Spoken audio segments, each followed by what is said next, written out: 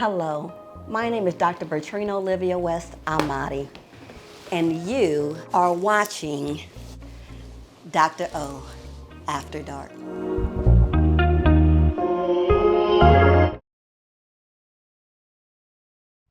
Hey y'all, hey, this is Dr. O again, and thank you for joining me for another episode of Dr. O After Dark.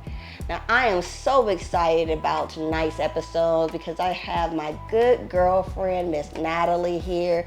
She's another therapist in the field, and we're gonna have a lot of good talk tonight just about, mental health trauma, how do we get into the field, and, you sharing and telling everybody about who you are and what you do. Wow, thank you for having me here. I'm delighted to share, to be here and have this conversation. Wonderful. So tell everybody about you, Miss Natalie. Sure. So my name is Natalie Warren. I am a psychotherapist. Been in the field, believe it or not, for 20 years. So I know I look young. Ooh, yes. When they say, look, here, we gotta, cheers to that with the black don't crack, baby. 20 years in private practice for 15, but I also get to be other things. Like I am a holistic wellness expert. I'm a retreat leader, so I take women to amazing destinations to transform their lives. Wow. I absolutely love the work. Wow. So tell us what exactly is a holistic wellness worker. Yeah, so I work with the mind a lot, right? In the field, we spend so much time working with the mind. And some years ago, I realized the integration with the body. So that holistic approach is looking at the whole self. Okay. And supporting them through the work of breath work. I do a lot of that, just helping them to get into their bodies. And women, we know sometimes are just disconnected from that. Okay, so now do you work with, what type of population do you typically work with? Do you work with trauma or other, women's issues, men's issues? Is there, when you do it, especially when looking at the holistic work, is there a certain niche that you kind of specialize in? So I love women. I have a heart for women and the things we deal with. So a lot of things with women, with transitions in life, obviously depression, anxiety, trauma, right? Absolutely, trauma yes. That lives in this body.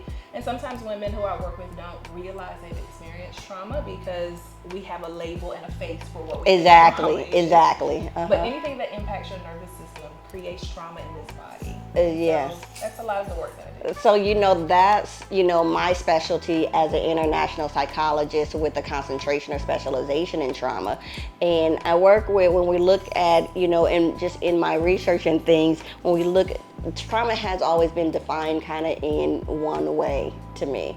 And then as going through and through my own education and studies of learning that trauma is actually on this spectrum and what some people may call big T trauma and little T trauma. I remember one of my first clients early on, and I was doing an evaluation. I was like, yeah, you got trauma. And he was like, trauma?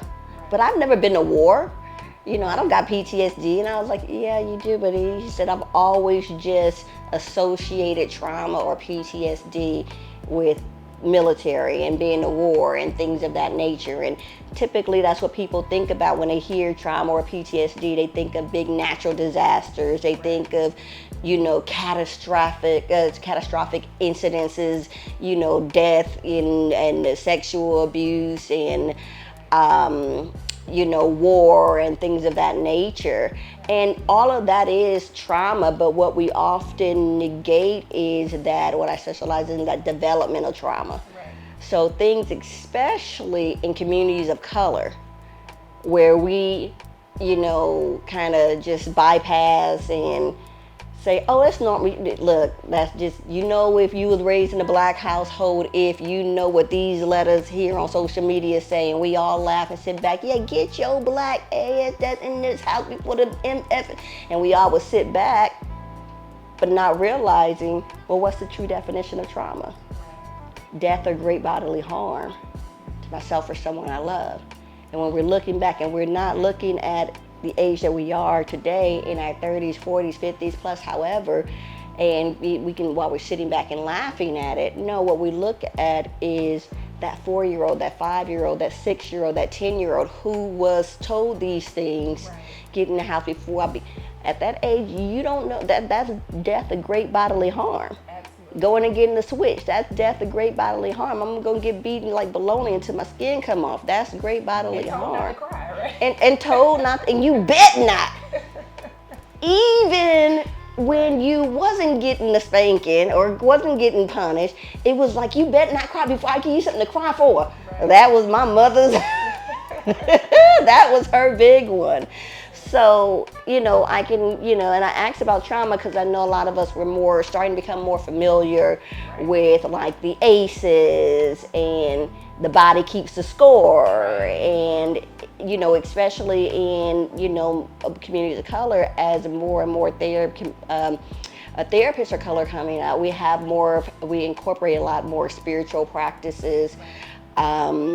I do, Reiki here, hypnotherapy, brain spotting, EMDR, all of these things that have that mind and body connection, somatic and things like that, because a lot of times in our community, we've been told therapy is not for us. Oh, we see what's on Seinfeld, sitting on the couch, laying back, somebody this. No.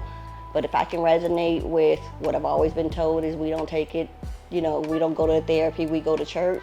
So you can incorporate, and I don't want that big holier than thou because we got that church hurt too. Right. So I don't want that because I don't want that judgment, but I can incorporate my faith from wherever it might be, the ancestors or the creator or this or that and the third, into therapy. And we're seeing a lot of people getting healing. Absolutely. Quicker, faster, right? Taking less time than therapy, just sitting and talk therapy. Absolutely. And what I love about it is it bypasses the brain. It does, yes. Which the brain can get you in trouble. It's the most powerful thing I think we have, but it also can get us in trouble. And so absolutely. Giving you a way to bypass that, I have seen remarkable results. Yeah, and also getting out of your own way. Absolutely. Because when we're in that conscious mind, I always tell people at times, when it's hard to get healing is because we want to protect ourselves, and it's only so much I'm going to consciously expose or share. And I don't want you to judge me. I know you're my therapist and you say you're not going to judge me. Right. But yeah, if I say this, then I really know. So, when doing these other types of therapies and holistic therapies, it bypass all of that and it really gets to the root. Right. So how did you get in this field? Oh, good question. I will say I didn't choose it. It chose me. Oh, okay. So if you would have known me in middle school, my friends will tell you this is who they knew I would be. Really? I was that person. They came to me. I didn't have the knowledge, obviously, right? I didn't have degrees. But what I did know is that people were drawn to me with problems. Okay. And I was helping them. My friends that were teenage moms, I was helping them tell their parents that they were pregnant. Wow. Now, where are you originally from? So I grew up in South Carolina. Okay. My family is in DC, so we moved to South Carolina, which is a part of my trauma story. I can tell you about that. But that is kind of how I found it. I discovered that. I knew it was what I was supposed to do, and I went after it. Okay.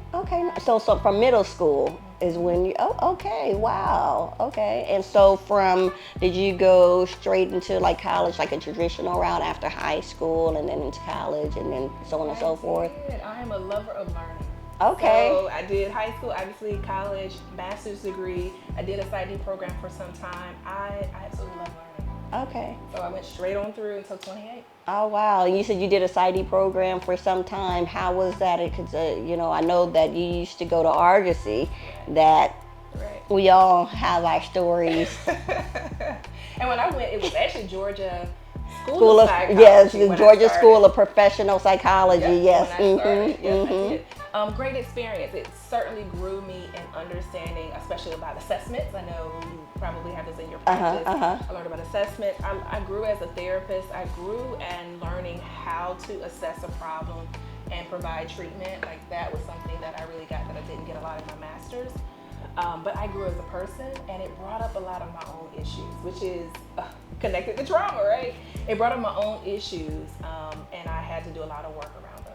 Now, prior to being in that program and things and your issue, did you realize or know that you had your own issues as well, or were you kind of more focused on helping everybody else and everybody else's issues until you were sitting back and like, well, dang. Right. Me too, right? Well, the challenge was I knew I had them, but I was able to get through them. So let me tell you the story, and it'll make sense. Okay. So I started being teased from 2nd grade to 6th grade. Okay. I migrated to South Carolina. My family did, and apparently because I was different, kids recognized that, right? So anyway, I went through that for that time period. I knew it affected me, but it didn't look like it did. So I ended up graduating number 11 in my class. I was homecoming queen, prom queen, best all around.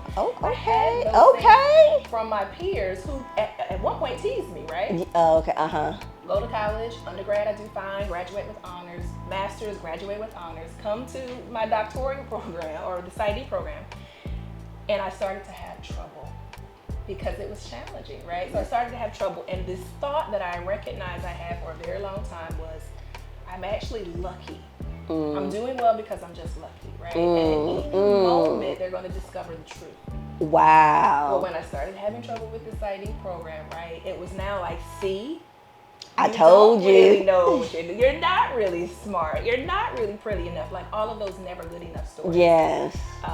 And rebound story, I actually got let go of the program, but I reapplied to say, not applied, but I appealed it. And got back in the program. Wow. But by the time I got to because you couldn't get but 2 C's in the program. That was it. And they let you go. The 2nd C, I just said, I can't do this anymore. But I recognized that belief that I had believed for so many years finally caught up with me. And that was where I had to do the work. Wow. So your story is so amazing because it is so similar to mine, but also so opposite of mine is crazy. So, I'm actually working on a journal now and just called Enough because I know I feel it within myself, that negative core belief of I'm not good enough, I'm not this enough, I'm not that enough. And then I hear it in my clients, I hear it across the board. It doesn't matter race, creed, color, sexual orientation, socioeconomic. All I hear is always this sense of enough. You can be a multimillionaire, billionaire, gazillionaire, and they still talk about, well, I'm not this enough, I'm not that enough. And so the journey I'm working on is just really understanding and establishing this one common word that we all struggle with is enough. So as you excelled in school and throughout school, I struggled all throughout school because I have dyslexia and dyscalculia. And so that kind of the same thing of not feeling I'm smart enough. So whereas you felt that, I'm not this enough and I was just lucky, I never felt that I'm just lucky part. I always just felt the I'm not smart enough part. And I did not want to be just viewed as another stereotypical, stupid, dumb, black person, and especially female, because, when we talk about the totem pole and discrimination versus the women, we fight for women's rights, so I'm a woman. Then we're discriminated because I'm, black. So I'm a woman of color. We at the, kind of like from society standpoint, a lot of times the lowest of the low. And I knew that although I struggled academically, like with internally, but I worked extremely hard. I was always on the honor roll. But I still never just felt smart enough to go to college. And so out of high school, I went into military. Then I went into law enforcement. Of course, getting all the careers where I can be successful at without having to go to college. And then, those for one reason or another didn't work out. And I moved here to Atlanta, and one of my colleagues who was working under me, he was in school, and he kept on like, why don't you go back to school? Why don't you go back to school? And I'm like, nah. And I would never admit that it was because I didn't feel smart enough, but he always asked me. And I got tired of him he asked me so much, I got tired of him asking me, to where one day I was sitting at home and them old commercials, I don't know if you remember, they used to be like, call now. If you want to get your such and such in criminal justice or your nursing degree, call us now. So, my thought was, let me just go ahead and call him to prove to him that I can't get in, that I'm not smart enough. And so I called. And I got in, I passed the exam and I got in, and then, got accepted into the program and gradually, passed the test to, this exam and got these good grades on this project, ended up, getting my associates in criminal justice. And then that motivated me to go on and to go on to go on to getting my master's and then my bachelor's. And then I got introduced to psychology, and I said, okay, well, I want to become a forensic psychologist and merge my love for criminal justice and my newfound love for psychology together. And then one of my good mentors, old professor, said, no, you actually don't want to be a forensic psychologist. What you want to be is a clinical psychologist and do forensic evaluations. So I said, okay. So that sent me to Augusty the first time, and I completed my bachelor's in psychology, and then I went to Augusty Phoenix. Okay.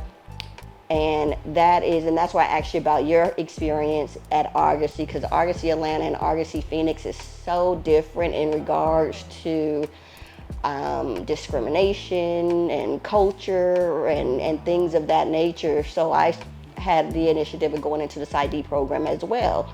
But I transitioned, just because of that, I transitioned to the International Psychology program because of, I'm in the PsyD program and they're telling us things like, well, yeah, the cultural competency book was like, oh, that a black woman, when they have their hand on their hip, that means that they're, angry, or they have it. And it was all these things that was very described. And I'm like, this is what you're teaching us as psychologists in the cultural competency class. This is what you're preparing us for. Wow. And then when different things would happen, I called an agency for my internship. And the lady said that I had an attitude when I called. Wow. And they denied me. And I was like, all I did was say, can I speak to you? Wow. Wow. So very similar in that way of kind of feeling that same way. And I did not start my, similar to you, when your issue started coming out in the PsyD program. Mine, very similar, started coming in the second year of my master's degree program. I don't remember what class it was, but I started getting triggered. Like every time I went in, I would shake, I started crying, I was like this. And I asked my professor, I said, this is what's going on. And he was like, you're probably military, right? I think you may have and something going on. I encourage you to go. And when I went and spoke to someone, all the floodgates come open to what we talk about, all the developmental trauma, from substance abuse, domestic violence, poverty, military sexual abuse, all this stuff that I thought, where a lot of times people in our career, they'll say that, oh, I went into mental health because either I knew about the trauma. For me, it was like, no, I just kind of accidentally fell into mental health. Right. And then the floodgates have flooded open and come open. You had your own healing journey. Absolutely. How does your clients work with, how do they feel? Do you expose at all any about your own, personal journey to help relate with some of your clients and things like that? And if so, how do maybe your clients feel about working with a Black female clinician who can actually maybe resonate with them? Right, good question. I don't actually as much in the practice as outside of the practice. So Okay. About 8 years ago, I expanded beyond the four walls. Oh, nice. And that's when I started doing retreats and hosting workshops and events. And that space allows us to disclose, right? Yes. That space allows us. And so that is what I do. I take them on the journey of that, knowing who they truly are and unlocking their true power. And that obviously is rooted in knowing that you're enough, that you're worthy, that you're deserving, which most of us struggle with, some root of that. So I allow myself permission to do it outside of the four walls. In the four walls, though, I take those same principles and I help my clients with that. Okay, good. So tell us all, for those who may want to work with you, a little bit about your practice. Where can we find you at, and about your next retreat? Where are you guys going and when? Yes. Okay, so you asked the two things. I'm gonna tell them about the practice and retreat. So how they can connect with me. So my practice name is Empowerment Counseling and Consulting Services. We're exclusively virtual. So the pandemic shifted everyone, right? And it shifted us to that virtual space. And Are you licensed just in the state of Georgia? Just in the state of Georgia. Okay, so we can do serve, all of Georgia. So I get to serve so many people now outside of this Lawrenceville and beyond Gwinnett County. So that's how they can find it. This Empowerment Counseling is INPOWER the number one.com. So it's empower1.com. That's for the practice. For what I do for women, so we are going, I'm excited, we're going to Bali again. So we went to Bali last year. We spent 8 days in Bali. You have to go. When are you guys going? Well, I'm just saying you got to go if you don't go with us. But we're going. No, look, I want to do it all. We're going August 31st through September 7th. Oh, so that's my sister's birthday, August 31st. It is amazing. Like the energy, the people is so healing. The land is so healing. The trip going 25 hours in the air to get there is a transformation all in itself. I promise you. So that retreat, it's called the Ultimate Reset. And then we're going to Morocco, Africa. So Morocco is vibrant, it's lively. It's really about bringing out your dreams and creativity, healing you so those things can manifest in your life. And that one is called Radiant Dreams Unleashed. Okay, and when is that one? That Morocco is the June 22nd through the 29th. Okay, so Morocco's coming first. It is. And then Bali. So y'all get y'all coins together. Right. Make sure you look up and follow. We can find out the information on empowerment. So for the movement of women, it is actually the Whole Woman Experience. The wholewomanexperience.com. Is that the same handles on social media? On social media, it's going to be Natalie Warren on all platforms. Okay, so you guys make sure you check out, follow, subscribe to my girl Natalie Warren on all social media platforms. Make sure you check her out at her practice that is completely virtual at Empowerment. Make sure it's IN Empowerment. And then make sure y'all come with us to Morocco and Bali. I say yes because, you know, I'm going. I'm coming. God willing, inshallah. And that's in June and in August, and they can find out about that at the Whole Woman Experience. The wholewomanexperience.com. Well, thank you so much again for joining us here on Dr.O After Dark. I had an amazing time. I really think that this will really encourage and empower and educate a lot of people. So once again, thank you for joining, and we gonna cheers Yes. to that. Yes. All right.